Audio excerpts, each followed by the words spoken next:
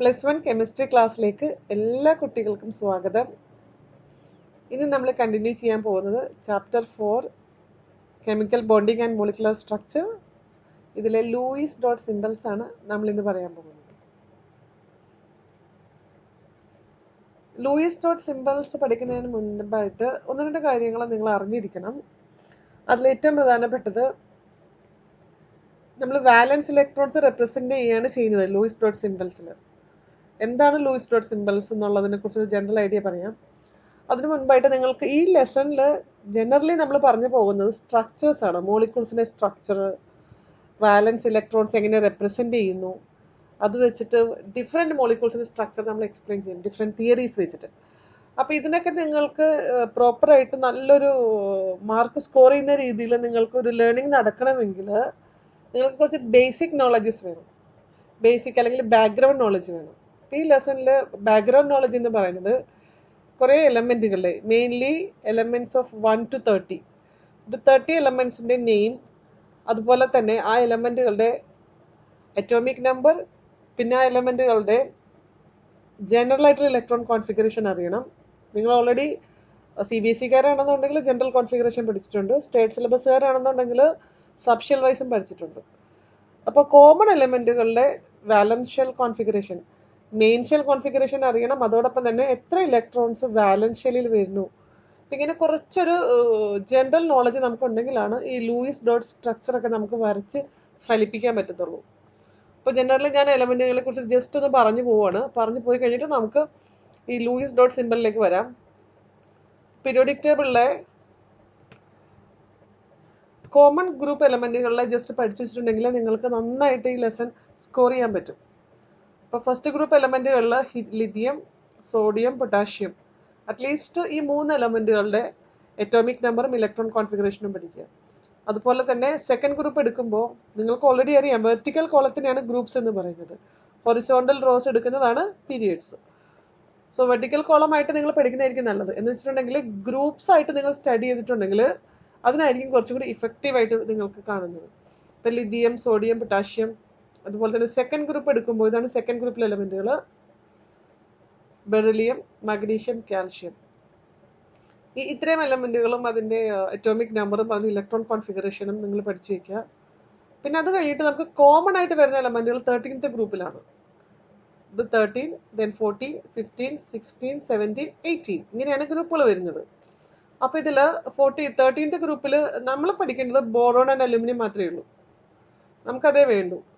Then 14th group എടുക്കുമ്പോൾ carbon പഠിക്കണം, അതുപോലെ സിലിക്കൺ പഠിക്കണം. ദെൻ 15th ഗ്രൂപ്പിൽ നൈട്രജൻ, ഫോസ്ഫറസ്. 16th ആകുമ്പോൾ ഓക്സിജനും സൾഫറും പഠിക്കുക. 17th ഗ്രൂപ്പ് എടുക്കുമ്പോൾ ഫ്ലൂറിൻ, ക്ലോറിൻ. ദെൻ 18th ഗ്രൂപ്പിൽ ഹീലിയം, നിയോൺ, ആർഗൺ. അപ്പോൾ ഇത്രയും എലമെൻറ്റുകളുടെ അപ്പോൾ ഒരു ഫസ്റ്റ് 20 എലമെൻറ്റ്സേ ഞാനിവിടെ എടുത്തിട്ടുള്ളൂ. ഈ ഫസ്റ്റ് 20 എലമെൻറ്റ്സിൻ്റെ അറ്റോമിക് നമ്പർ നിങ്ങൾ അറിയണം. അറ്റോമിക് നമ്പറിനെ നമ്മൾ എന്ത് സിമ്പിൾ കൊണ്ടാണ് റെപ്രസെന്റ് ചെയ്യുന്നത്? അറ്റോമിക് നമ്പർ കൊടുക്കാനായിട്ട് ഇസഡ് എന്നുള്ള സിമ്പിൾ യൂസ് ചെയ്യുക. പിന്നെ അതുപോലെ മെയിൻ ഷെൽ കോൺഫിഗറേഷൻ അറിയണം.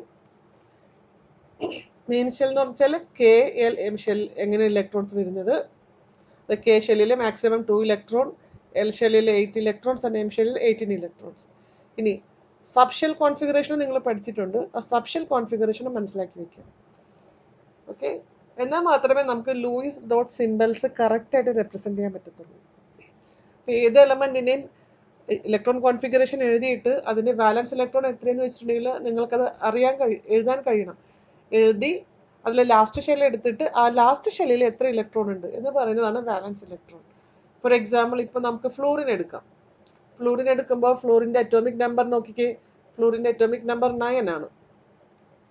ഇപ്പം മെയിൻ ഷെൽ വരുമ്പോൾ കെ ഷെല്ലിൽ 2 ഇലക്ട്രോൺ, എൽ ഷെല്ലിൽ 7 ഇലക്ട്രോൺസ് ആണ്. ഓക്കെ, സോ ഈ എൽ ഷെല്ലിലുള്ള ഇലക്ട്രോൺസിനെയാണ് വാലൻസ് ഇലക്ട്രോൺ എന്ന് പറയുന്നത്.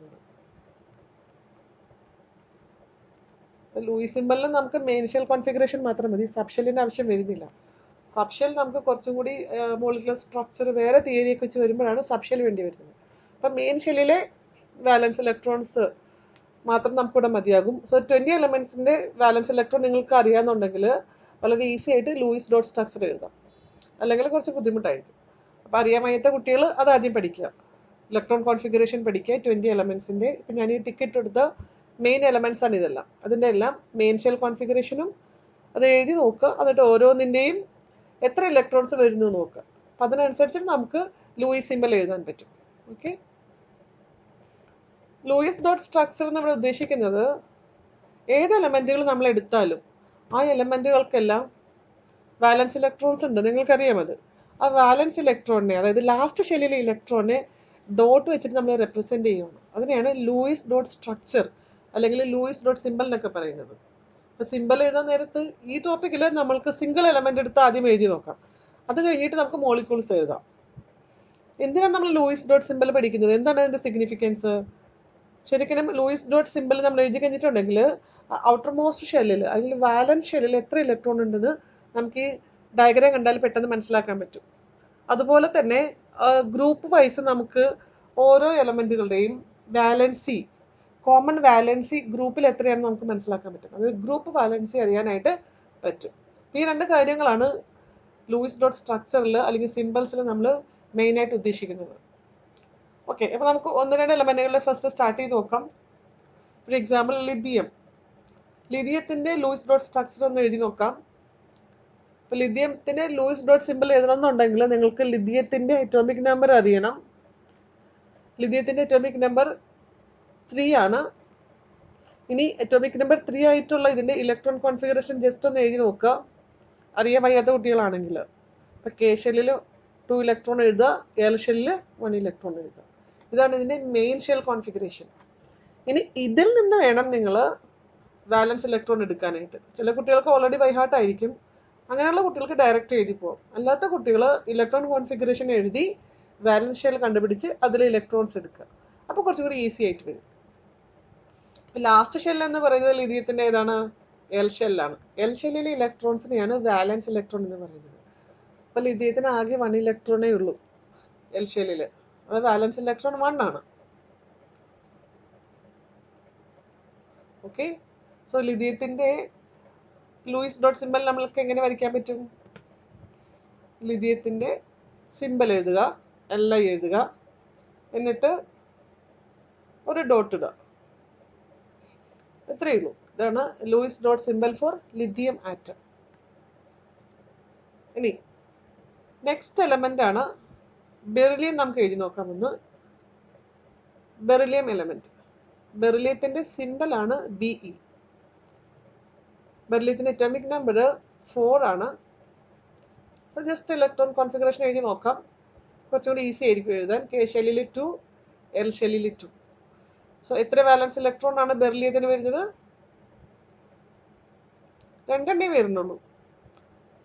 അപ്പം നമുക്ക് ഇലക്ട്രോൺ ഡോട്ട് സ്ട്രക്ചർ എഴുതാനായിട്ട് ബെറിലിയം എന്നുള്ള ആറ്റത്തിൻ്റെ സിമ്പൽ എഴുതുക. ഓക്കെ, എന്നിട്ട് ഒരു ഇലക്ട്രോൺ മേളിലും പിന്നെ ഒരു ഇലക്ട്രോൺ താഴെ ഇട്ട് കൊടുക്കുക. ഇതാണ് ബെറിലിയത്തിൻ്റെ ഇലക്ട്രോൺ ഡോട്ട് സ്ട്രക്ചർ അല്ലെങ്കിൽ ഇലക്ട്രോൺ ഡോട്ട് സിമ്പൽ എന്ന് നമ്മൾ പറയുന്നത്. ഇങ്ങനെ നിങ്ങൾക്ക് ഏത് എലമെൻറ്റുകളുടെയും ഇലക്ട്രോൺ ഡോട്ട് സിമ്പൽ എഴുതി പോവാം. ഇതിപ്പോൾ നമ്മൾ നേരത്തെ ഫ്ലൂറിൻ്റെ കേസ് പറഞ്ഞു. ഇപ്പോൾ ഫ്ലൂറിൻ്റെ ഒന്ന് എഴുതി നോക്കിയാലോ. ഫ്ലൂറിൻ്റെ ഇലക്ട്രോൺ ഡോട്ട് സിമ്പൽ എങ്ങനെ ആയിരിക്കും? ഫ്ലൂറിൻ്റെ അറ്റോമിക് നമ്പറൊക്കെ നമ്മൾ ഓൾറെഡി എഴുതി വെച്ചിട്ടുണ്ട്. അപ്പം നമുക്ക് കുറച്ചുകൂടി ഈസി ആയിരിക്കും എഴുതാനായിട്ട്.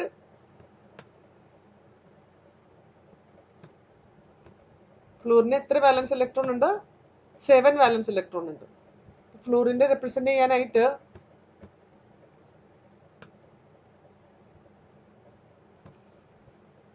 ഫ്ലൂറിൻ ആറ്റം സിമ്പൽ ഓൾറെഡി നിങ്ങൾക്കറിയാം, ദാറ്റ് ഇസ്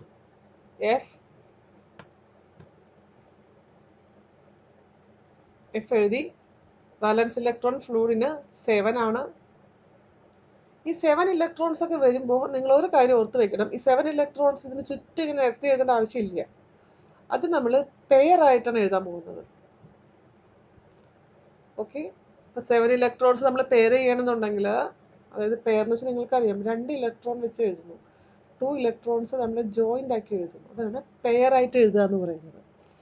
അപ്പോൾ ഈ 7 ഇലക്ട്രോൺസിലെ ആദ്യം നമുക്ക് 2 ഇലക്ട്രോൺസ് എഴുതുക, ദെൻ നെക്സ്റ്റ് 2 ഇലക്ട്രോൺസ് എഴുതുക, ദെൻ അടുത്ത പെയർ എഴുതുക. അപ്പോൾ നമ്മൾ 3 പെയർ എഴുതി. സോ 3 പെയർ എഴുതി കഴിഞ്ഞപ്പോൾ 3 × 2 6 ഇലക്ട്രോൺസ് ഓൾറെഡി ഇവിടെ വന്നു കഴിഞ്ഞു. ഇനി ലാസ്റ്റത്തെ ഇലക്ട്രോൺ താഴെ കൊടുക്കാം. ഇതാണ് ഫ്ലൂറിൻ്റെ ലൂയിസ് ഡോട്ട് സിമ്പൽ. ഒന്നുകൂടെ നമുക്ക് എഴുതി നോക്കാം. നിയോൺ എഴുതി നോക്കാം. നിയോൺ എന്ന് പറയുന്നത് നോബിൾ ഗ്യാസ് ആണ്. നിയോണിന് അറ്റോമിക് നമ്പർ 10 ആണ്. Neon Z is equal to 10. So electron configuration എഴുതുമ്പോൾ കെ ഷെല്ലിൽ 2 ഇലക്ട്രോൺസ്, എൽ ഷെല്ലിൽ 8 ഇലക്ട്രോൺസ്. സോ 8 വാലൻസ് ഇലക്ട്രോൺ ഉണ്ട്. നിയോണിൻ്റെ സിമ്പൽ എഴുതുക. ഈ 8 ഇലക്ട്രോൺസ് നമ്മൾ പെയർ ആയിട്ട് റെപ്രസെൻ്റ് ചെയ്യുക. പെയർ മീൻസ് 2 ഇലക്ട്രോൺസ് ടുഗെദർ ആയിട്ട് റെപ്രസെൻ്റ് ചെയ്യുക. അപ്പോൾ ആദ്യം ഞാൻ 2 ഇലക്ട്രോൺസ് എഴുതി, then next 2 electrons, then third pair, fourth pair.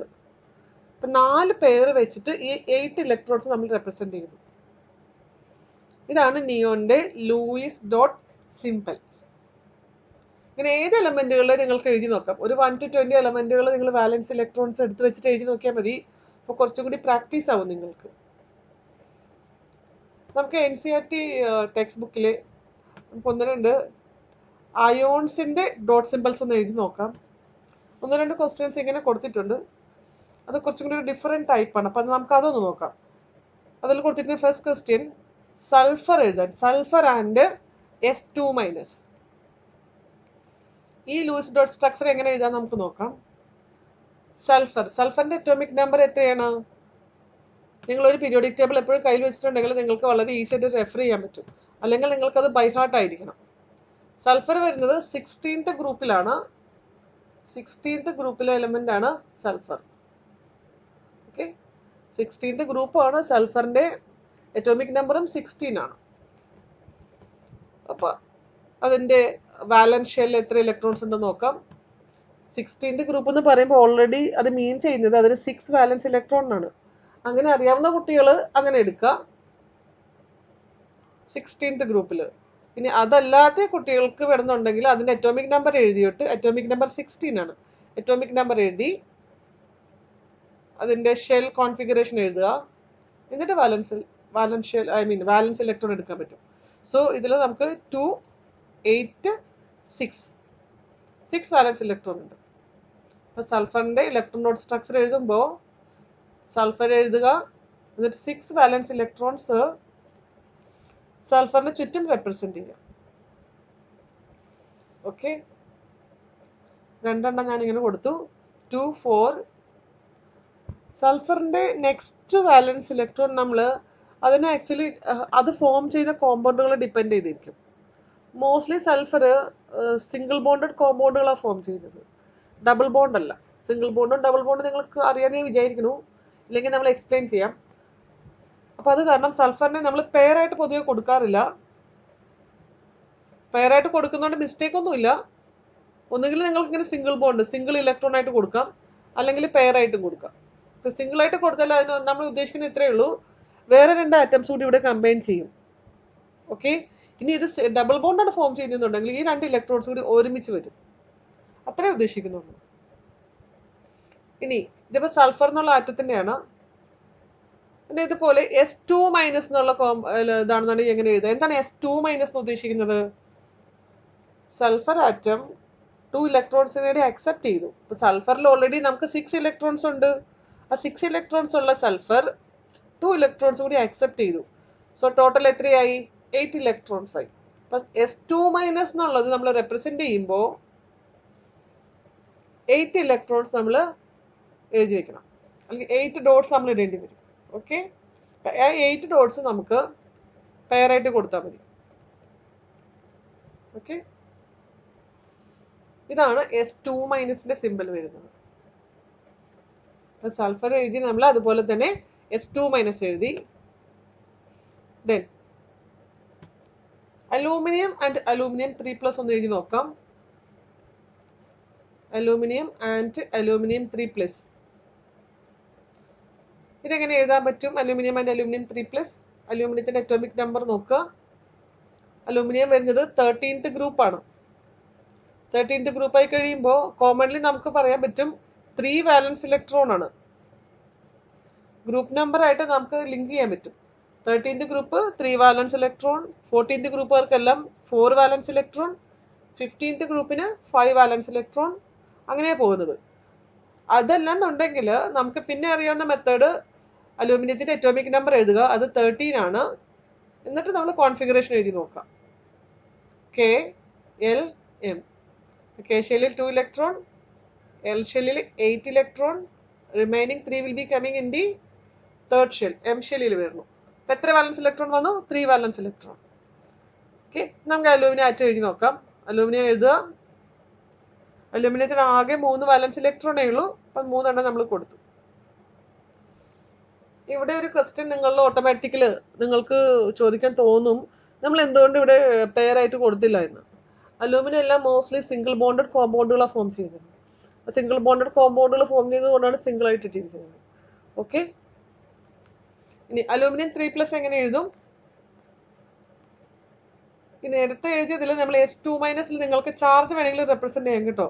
S നമ്മൾ 8 ഇലക്ട്രോൺ കൊടുത്തിട്ട് ഇവിടെ 2- ചാർജ് കാണിക്കാം. ആ 2- ചാർജ് ഞാൻ എഴുതിയില്ലായിരുന്നു. ഇനി അലൂമിനിയം 3+ എഴുതുമ്പോൾ എന്താണ് അലൂമിനിയം 3+ എന്ന് ഉദ്ദേശിക്കുന്നത്? അലൂമിനിയത്തിന് ഓൾറെഡി 3 വാലൻസ് ഇലക്ട്രോൺ ഉണ്ട്. ഈ 3 വാലൻസ് ഇലക്ട്രോൺ അലൂമിനിയം ലോസ്റ്റ് ചെയ്തു. അപ്പൊ പിന്നെ ഇവിടെ വാലൻസ് ഇലക്ട്രോൺ ഇല്ല.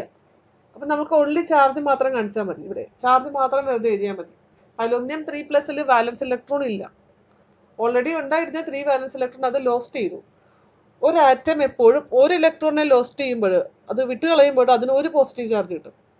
2 ഇലക്ട്രോൺ ലോസ് ചെയ്യണമെന്നുണ്ടെങ്കിൽ 2 പോസിറ്റീവ് ചാർജ്, 3 ഇലക്ട്രോൺ ലോസ് ചെയ്യുമ്പോഴാണ് 3 പോസിറ്റീവ് ചാർജ് വരുന്നത്. അപ്പൊ 3+ എന്നുള്ള എന്താണ് ഉദ്ദേശിക്കണേ? അലൂമിനിയത്തിന് ഓൾറെഡി ഉണ്ടായിരുന്ന ആ 3 ഇലക്ട്രോൺസും അത് ലോസ്റ്റ് ആയിപ്പോയി അതിന്. ആ 3 ഇലക്ട്രോൺ അത് കളഞ്ഞത് കൊണ്ടിട്ടാണ് അതിന് 3 പോസിറ്റീവ് ചാർജ് കിട്ടിയിരിക്കുന്നത്. ഓക്കെ, അപ്പൊ പോസിറ്റീവ് ചാർജ് എന്ന് പറയുന്നത് നമ്പർ ഓഫ് പോസിറ്റീവ് ചാർജ് എപ്പോഴും എത്ര ഇലക്ട്രോണിനെ ലോസ്റ്റ് ചെയ്തു, നഷ്ടപ്പെടുത്തി, വിട്ടുകളഞ്ഞു എന്നതിനെ ഉദ്ദേശിക്കുന്നതാണ്. അപ്പൊ അതുകൊണ്ട് അലൂമിനിയം 3+ൽ അലൂമിനിയത്തിന് വേറെ ഇലക്ട്രോൺസ് ഇല്ല. So we are writing the structure as aluminium 3+. അപ്പൊ അവിടെ നമുക്ക് വേറെ പ്രത്യേകിച്ചൊന്നും റെപ്രസെന്റ് ചെയ്യേണ്ട ആവശ്യം വരുന്നില്ല. അലൂമിനിയം 3+ മാത്രം ഇടാം. പിന്നെ അതുപോലെ നമുക്ക് ഹൈഡ്രജന്റെ കേസ് ഒന്ന് എഴുതി നോക്കാം. ഹൈഡ്രജൻ വളരെ ഈസിയാണ് എഴുതാൻ, അതെല്ലാവർക്കും അറിയാം. ഹൈഡ്രജൻ എഴുതാൻ. അതോടൊപ്പം നമുക്ക് ഹൈഡ്രൈഡ് അയൺ, അതായത് H- വന്നാൽ എങ്ങനെയിരിക്കും? എന്താണ് H- എന്ന് ഉദ്ദേശിക്കുന്നത്? ഹൈഡ്രജൻ ഒരു ഇലക്ട്രോണും കൂടി ആക്സെപ്റ്റ് ചെയ്തു. അപ്പൊ ഹൈഡ്രജൻ അറ്റോമിക് നമ്പർ എത്രയാണ്? ഫസ്റ്റ് എലമെന്റ് ആണ് പീരിയോഡിക് ടേബിളിലെ. അപ്പൊ നിങ്ങൾക്ക് ഓൾറെഡി അറിയായിരിക്കും, അത് അറ്റോമിക് നമ്പർ 1 ആണ്. അറ്റോമിക് നമ്പർ 1 വന്നു കഴിയുമ്പോൾ ആകെ ഒരു ഇലക്ട്രോണേ ഉള്ളൂ. വാലൻസ് ഇലക്ട്രോൺ ആയാലും കേശലിൽ ഇലക്ട്രോൺ ആകെ ഇറ്റ് ഹാസ് ഓൺലി 1 ഇലക്ട്രോൺ. അപ്പൊ നമുക്ക് എങ്ങനെ റെപ്രസെന്റ് ചെയ്യാൻ പറ്റും? ഹൈഡ്രജൻ എഴുതുക, ഹൈഡ്രജന്റെ 1 ഇലക്ട്രോൺ ഇട്ട് കൊടുക്കുക. അപ്പൊ ലൂയിസ് ഡോട്ട് സ്ട്രക്ചർ ആയി. ഇനി ഹൈഡ്രൈഡ് അയൺ, H- അയോണിനെ പറയുന്നത് ഹൈഡ്രൈഡ് അയൺ എന്നാ പറയാം. H- എങ്ങനെ എഴുതാൻ പറ്റും? H- എന്താ ഉദ്ദേശിച്ചത്? ഒരു എക്സ്ട്രാ നെഗറ്റീവ് ചാർജ് ഇവിടെ വന്നിരിക്കുകയാണ്. H- എന്ന് വെച്ചിട്ടുണ്ടെങ്കിൽ ഹൈഡ്രജൻ ഒരു ഇലക്ട്രോൺ കൂടി ആക്സെപ്റ്റ് ചെയ്തു. അപ്പൊ എത്ര ഇലക്ട്രോൺ വന്നു H-ല്? ഓൾറെഡി 1 ഇലക്ട്രോൺ ഉണ്ടായിരുന്നു, 1 കൂടി അത് ആക്സെപ്റ്റ് ചെയ്തു. കാരണം 1 മൈനസ് ചാർജ് ഉള്ളത്. എത്ര മൈനസ് ചാർജ് ഉണ്ടോ അത്രയും ഇലക്ട്രോൺ ആക്സെപ്റ്റ് ചെയ്തിരിക്കുകയാണ്. ഓക്കെ, ഇപ്പൊ നമുക്ക് മൊത്തം 2 ഇലക്ട്രോൺസ് ഉണ്ട് ഇവിടെ. H-ന്റെ ഇലക്ട്രോൺ ഡോട്ട് സ്ട്രക്ചർ വരയ്ക്കുമ്പോൾ, അല്ലെങ്കിൽ ലൂയിസ് സിമ്പിൾ വരയ്ക്കുമ്പോൾ 2 ഇലക്ട്രോണിനെ നമ്മൾ റെപ്രസെന്റ് ചെയ്യണം. ഓക്കെ, അത് നിങ്ങൾക്ക് എവിടെ വേണമെങ്കിലും കൊടുക്കാം, ഒരു വിഷയമില്ല. എന്നിട്ട് മൈനസ് ചാർജ് ഇടണം. ഒരു ക്വസ്റ്റ്യൻ ചോദിക്കട്ടെ, ഹൈഡ്രജൻ ആയിരിക്കോ ഹൈഡ്രജന്റെ നെഗറ്റീവ് അയൺ ആയിരിക്കോ കൂടുതൽ സ്റ്റെബിലിറ്റി? ആലോചിച്ച് നോക്കിയേ. Which one is more stable, hydrogen or hydride ion? എന്തായിരിക്കും ആൻസർ? ഹൈഡ്രജൻ ആകെ 1 ഇലക്ട്രോണേ ഉള്ളൂ. അപ്പൊ ഹൈഡ്രജന് കുറച്ച് സ്റ്റെബിലിറ്റി കുറവായിരിക്കും. അതേസമയം H- എന്ന് പറയുമ്പോൾ അതൊരു ഇലക്ട്രോണും കൂടി ആക്സെപ്റ്റ് ചെയ്തു, ആ ഷെല്ല് കംപ്ലീറ്റ് ആയി. So hydride iron H- will be more stable than hydrogen. Okay, then ഒരെണ്ണം കൂടി ഞങ്ങൾ നിർത്തുവാണ്. 4ാമത്തേത് സോഡിയം, Na ആൻഡ് Na+. ഇതെങ്ങനെ ഇരിക്കുന്നു നോക്കാം. സോഡിയം ഏത് ഗ്രൂപ്പിലാണ് വരുന്നതെന്ന് അറിയോ നിങ്ങൾക്ക്? സോഡിയം ഫസ്റ്റ് ഗ്രൂപ്പ് എലമെന്റ് ആണ്. ഫസ്റ്റ് ഗ്രൂപ്പ് എലമെന്റ് എന്ന് പറയുമ്പോൾ ഓൾറെഡി നമുക്കറിയാം, ഫസ്റ്റ് ഗ്രൂപ്പിലെ എലമെന്റുകൾക്കെല്ലാം തന്നെ 1 വാലൻസ് ഇലക്ട്രോൺ ആണ്. ഓക്കെ, ഇനി അങ്ങനെ നിങ്ങൾക്ക് അറിയാൻ പറ്റുന്നില്ല എന്നുണ്ടെങ്കിൽ ഇലക്ട്രോൺ കോൺഫിഗറേഷൻ എഴുതി നോക്കാം. അറ്റോമിക് നമ്പർ 11 ആണ് സോഡിയത്തിന്റെ. സോ മെയിൻ ഷെൽ എങ്ങനെ വരും? K shell, L shell, M shell നമുക്ക് എഴുതി നോക്കാം. 281 എഴുതുമ്പോൾ ലാസ്റ്റ് ഷെൽ എം ഷെല്ലാണ്. അവിടെ 1 വാലൻസ് ഇലക്ട്രോൺ മാത്രമേ ഉള്ളൂ. ഓക്കെ, അപ്പോൾ സോഡിയത്തിന് ആകെ ഒരു വാലൻസ് ഇലക്ട്രോണേ ഉള്ളൂ. അത് നമുക്ക് ഇങ്ങനെ എഴുതാം, എന്നെ ഒരു ഡോട്ട് ഇട്ടു. അപ്പോൾ സോഡിയത്തിന്റെ ഇലക്ട്രോൺ ഡോട്ട് സ്ട്രക്ചർ ആയി കഴിഞ്ഞു. ഇനി Na+ എങ്ങനെ എഴുതാൻ പറ്റും? എന്താണ് Na+ എന്ന് വെച്ച് ഉദ്ദേശിക്കുന്നത്? എന്താണ് ഈ പോസിറ്റീവ് ചാർജ് മീൻ ചെയ്യുന്നത്? പോസിറ്റീവ് ചാർജ് മീൻ ചെയ്യുന്നത് സോഡിയത്തിന് ആകെ ഉണ്ടായിരുന്ന ആ വാലൻസ് ഇലക്ട്രോൺ അത് കളഞ്ഞു, റിയാക്ഷനിൽ അത് കൊടുത്തു, ആർക്കെയോ കൊടുത്തു. ഓക്കെ, അത് ഡൊണേറ്റ് ചെയ്തു. ആ ഇലക്ട്രോൺ കൊടുത്തത് കൊണ്ട് അതിന് ഒരു പോസിറ്റീവ് ചാർജ് കിട്ടി. ഒരു ഇലക്ട്രോൺ ആണ് അവിടെ കൊടുത്തത്, അതുകൊണ്ടാണ് 1 പോസിറ്റീവ് ചാർജ് കിട്ടിയിരിക്കുന്നത്. നേരത്തെ നമ്മൾ സോഡിയത്തിന്റെ ഡോട്ട് സ്ട്രക്ചർ എഴുതിയപ്പോൾ ഒരു ഡോട്ട് അവിടെ റെപ്രസെന്റ് ചെയ്തു. അതേസമയം Na+ എഴുതുമ്പോൾ നമുക്ക് പ്രത്യേകിച്ചൊന്നും കാണിക്കാനില്ല. കാരണം എന്താ? ഓൾറെഡി അതിലുണ്ടായിരുന്ന ഇലക്ട്രോൺ അത് ലോസ്റ്റ് ചെയ്തു. Okay, Na+.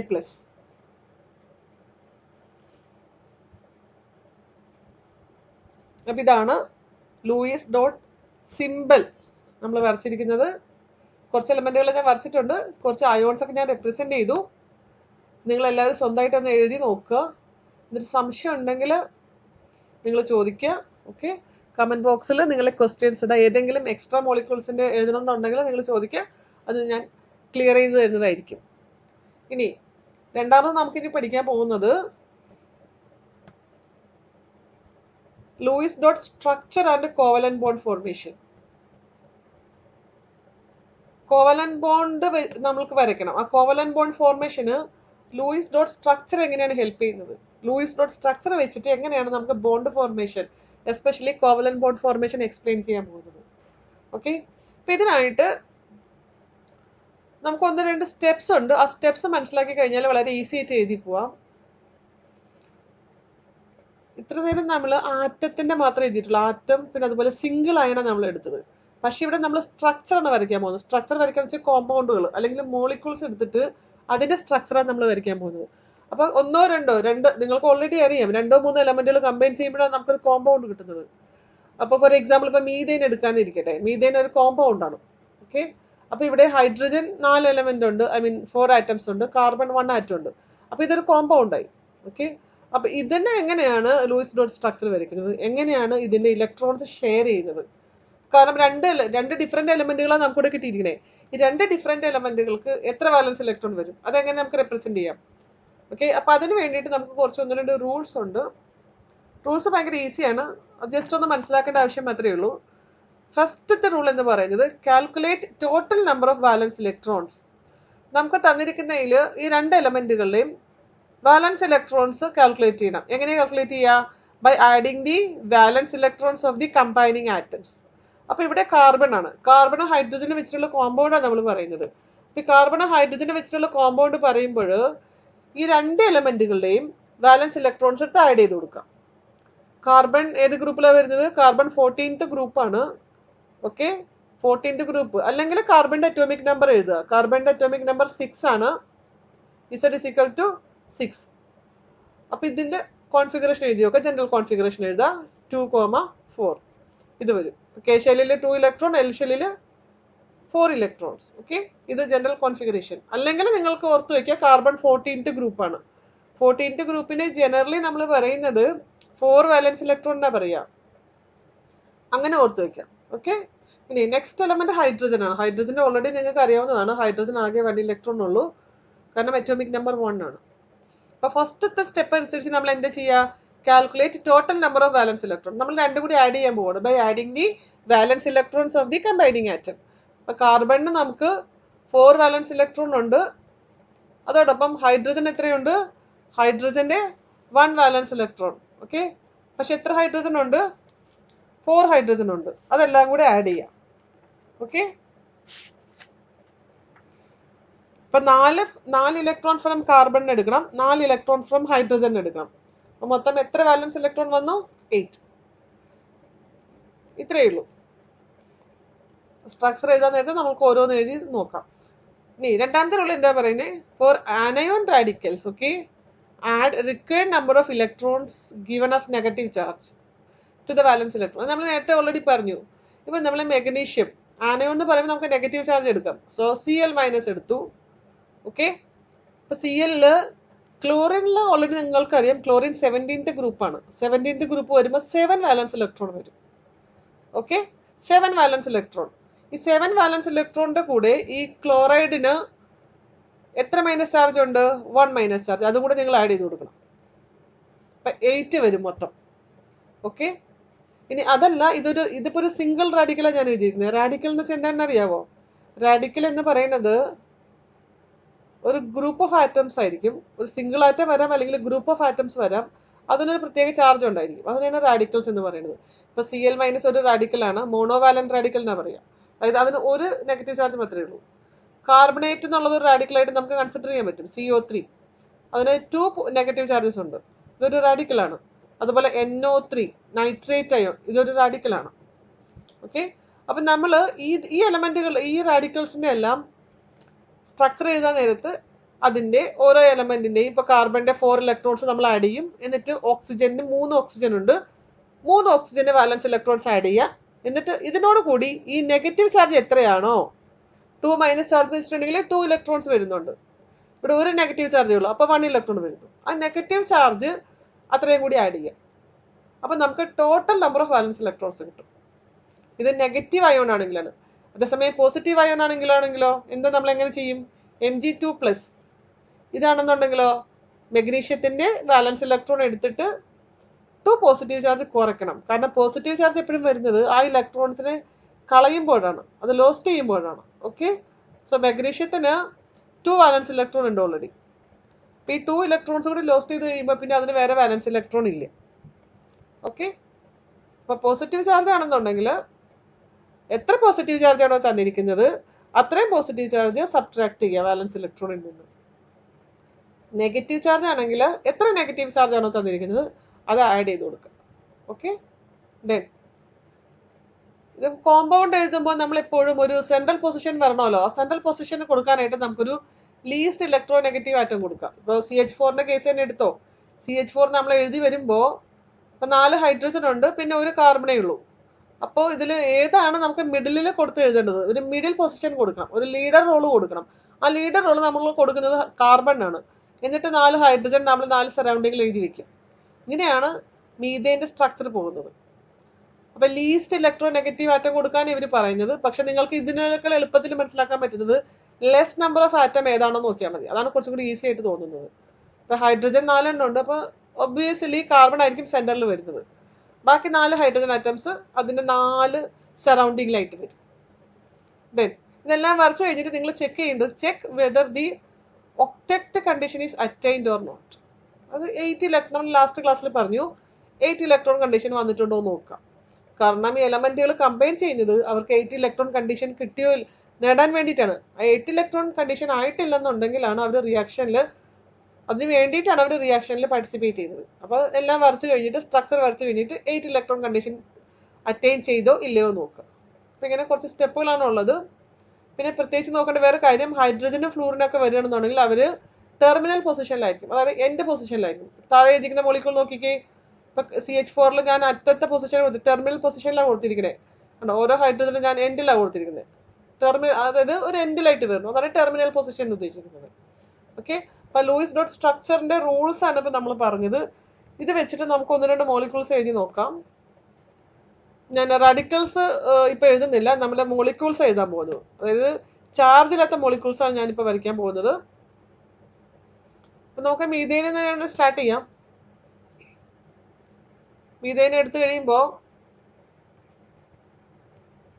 മീഥേന്റെ ഫോർമുല എന്താണ്? മീഥേന്റെ ഫോർമുല CH4. മീഥേൻ ഒരു ഗ്യാസ് ആണ്, ഒരു ഓർഗാനിക് കോമ്പൗണ്ട് കൂടിയാണ്.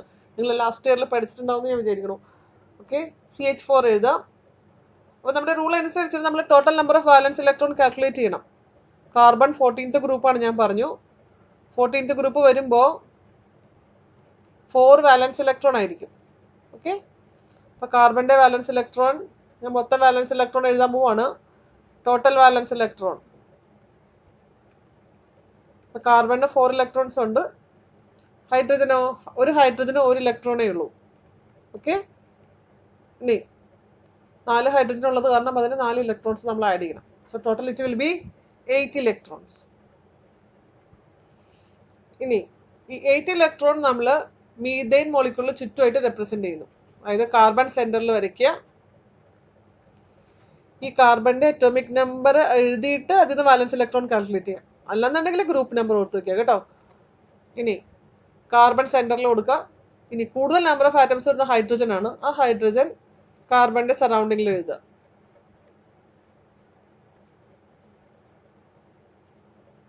ഇനി നമ്മളുടെ കാർബണിന്റെ 4 വാലൻസ് ഇലക്ട്രോൺ ഉണ്ട്. ആ 4 വാലൻസ് ഇലക്ട്രോൺ കാർബണിന് ചുറ്റും കൊടുക്കുക.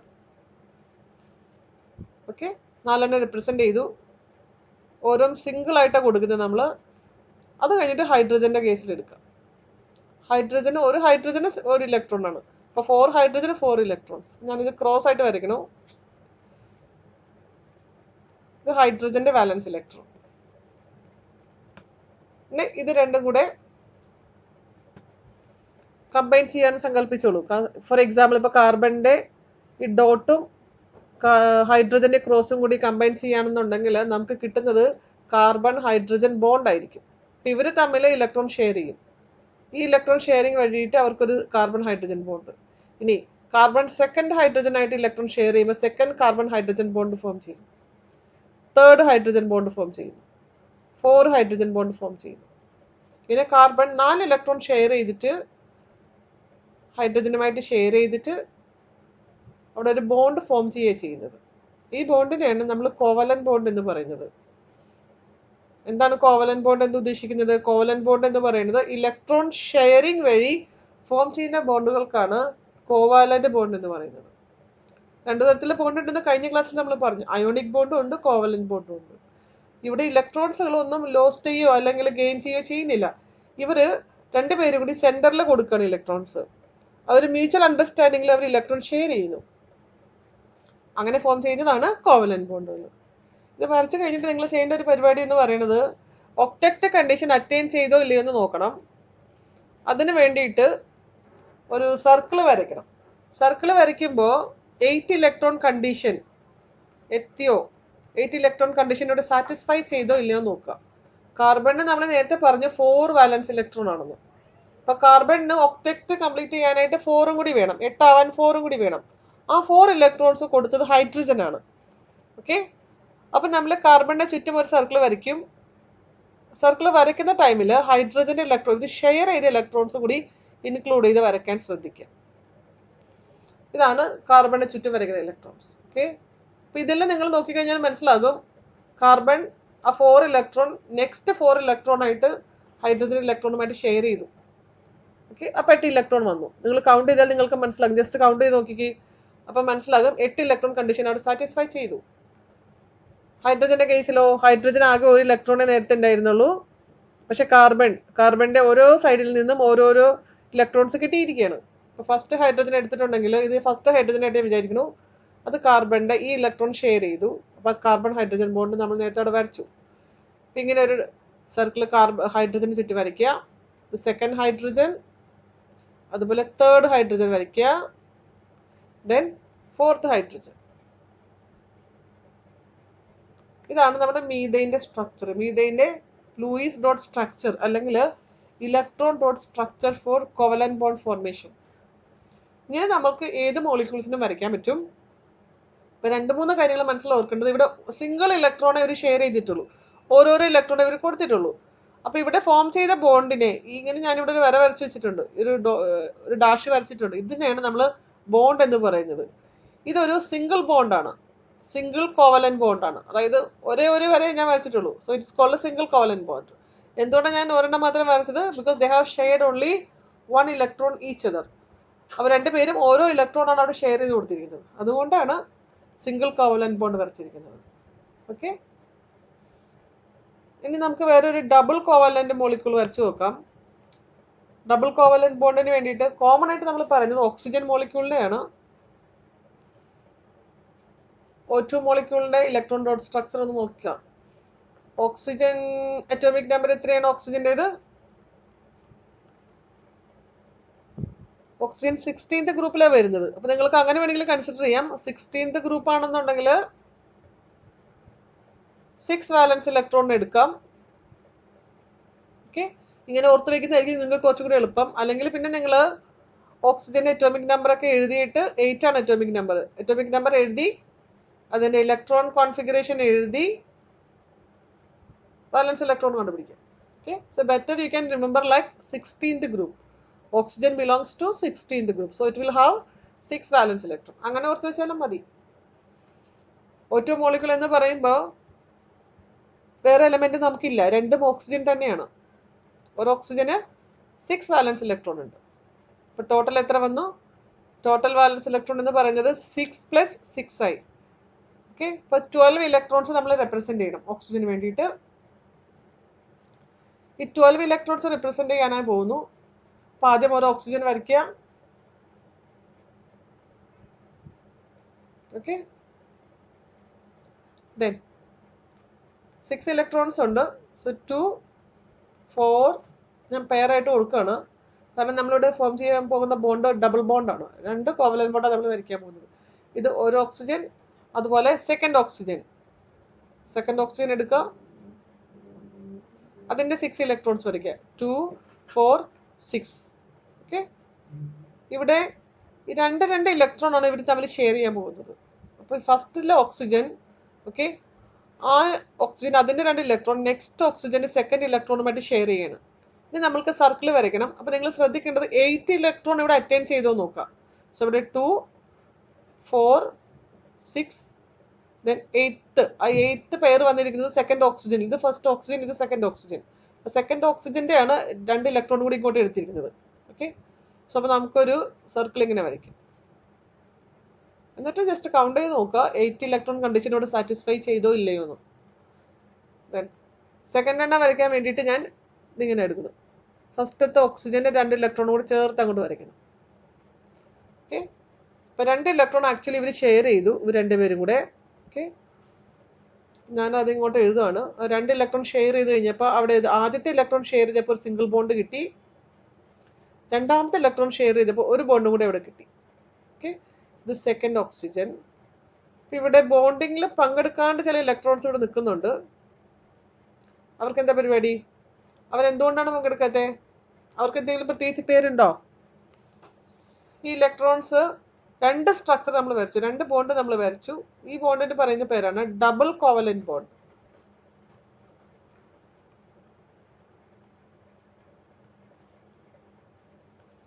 Okay, double covalent bond.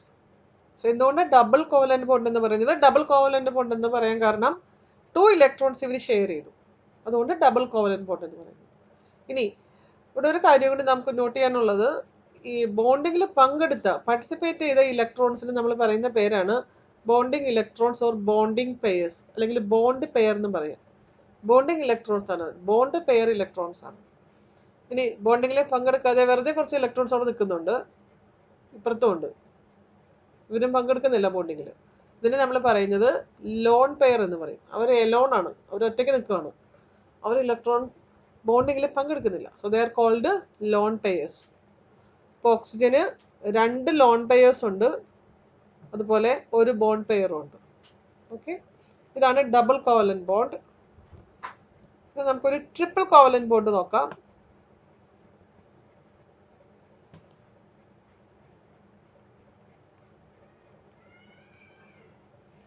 Triple covalent ബോണ്ടിനെ നമ്മൾക്ക് ട്രിപ്പിൾ ബോണ്ട് എന്ന് ചുരുക്കി വിളിക്കാൻ പറ്റും. കോമൺ ആയിട്ട് നമ്മൾ എക്സ്പ്ലെയിൻ ചെയ്തു പോകുന്ന മോളിക്യൂള് നൈട്രജൻ മോളിക്യൂളാണ്, N2 മോളിക്യൂൾ. സോ നമ്മൾ സ്റ്റാർട്ട് ചെയ്യുന്നത് നൈട്രജന്റെ അറ്റോമിക് നമ്പർ എടുക്കുക, അല്ലെങ്കിൽ നൈട്രജൻ ഏത് ഗ്രൂപ്പിൽ വരുമെന്ന് നോക്കാം. നൈട്രജൻ ഏത് ഗ്രൂപ്പിലാണ്? 15th ഗ്രൂപ്പാണ്. 15th ഗ്രൂപ്പായി കഴിയുമ്പോൾ 5 വാലൻസ് ഇലക്ട്രോൺ ഇങ്ങനെ എടുക്കാം. അല്ലെങ്കിൽ നൈട്രജന്റെ അറ്റോമിക് നമ്പർ എഴുതുക, K ഷെല്ലിലും L ഷെല്ലിലും എത്ര ഇലക്ട്രോൺ വരുന്നു എന്ന് എഴുതുക. ഓക്കെ, L ഷെല്ലിൽ 5ഉം K ഷെല്ലിൽ 2 ആണ്. നൈട്രജൻ അറ്റോമിക് നമ്പർ 7 ആണ്. So 2, 5. So there are 5 വാലൻസ് electron. N2 നമ്മൾ നോക്കണം. ഒരു നൈട്രജനിൽ നമുക്ക് 5 ഇലക്ട്രോൺ, സോ 2 നൈട്രജൻ ഉണ്ട്. സോ ടോട്ടൽ എന്ന് പറയുന്നത് 5 + 5. സോ 10 ഇലക്ട്രോൺസ് നമ്മൾ റെപ്രസെന്റ് ചെയ്യേണ്ടി വരും. ഓക്കെ, നൈട്രജൻ നമുക്കത് വരച്ചു നോക്കാം.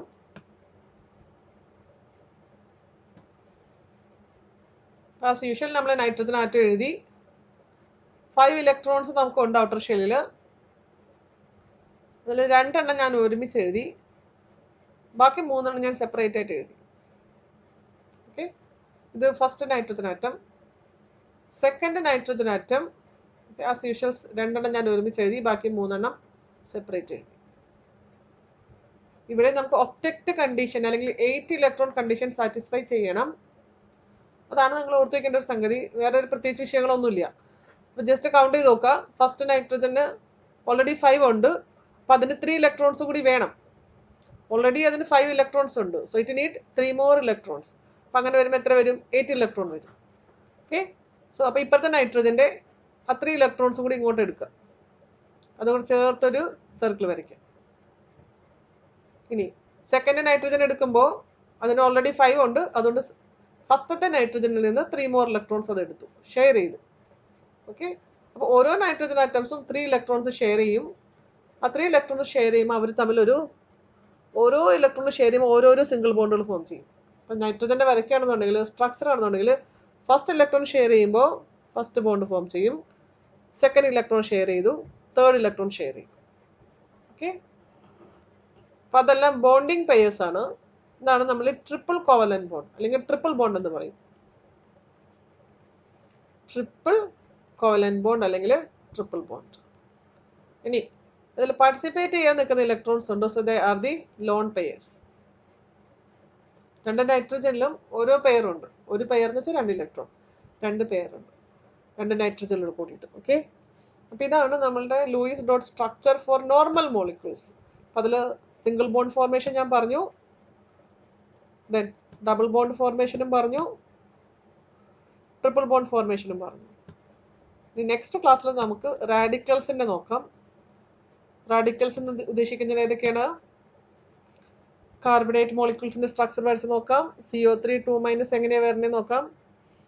പിന്നെ അതുപോലെ തന്നെ SO4 2- ഉണ്ട്, സൾഫേറ്റ് റാഡിക്കൽ ഉണ്ട്, അതുപോലെ നൈട്രേറ്റ് റാഡിക്കൽ ഉണ്ട്, NO3- ഉണ്ട്. അതുപോലെ തന്നെ കുറച്ച് കോംപ്ലിക്കേറ്റഡ് ആയിട്ടുള്ള സ്ട്രക്ചേഴ്സ് ഒക്കെ ഉണ്ട്. അത് HNO3യുടെ സ്ട്രക്ചർ എങ്ങനെ ഇരിക്കും? HNO3 അതുപോലെ H3PO4. ഓക്കെ, ദെൻ വേറൊരു ഹൈഡ്രോണിയം അയോൺ H3O+. ഈ മോളിക്യൂൾസിന്റെ സ്ട്രക്ചർ നമുക്ക് അടുത്ത ക്ലാസ്സിൽ നോക്കാം. ക്ലാസ് നിങ്ങൾക്ക് മനസ്സിലായി എന്ന് വിചാരിക്കണു. ഇഷ്ടമായെങ്കിൽ ലൈക്ക് ചെയ്യുക, ഷെയർ ചെയ്യുക, സബ്സ്ക്രൈബ് ചെയ്യാത്ത കുട്ടികളൊക്കെ സബ്സ്ക്രൈബ് ചെയ്യാം. കൂടുതൽ ക്ലാസ്സുകൾക്ക് വേണ്ടി കാത്തിരിക്കുക. Bye children.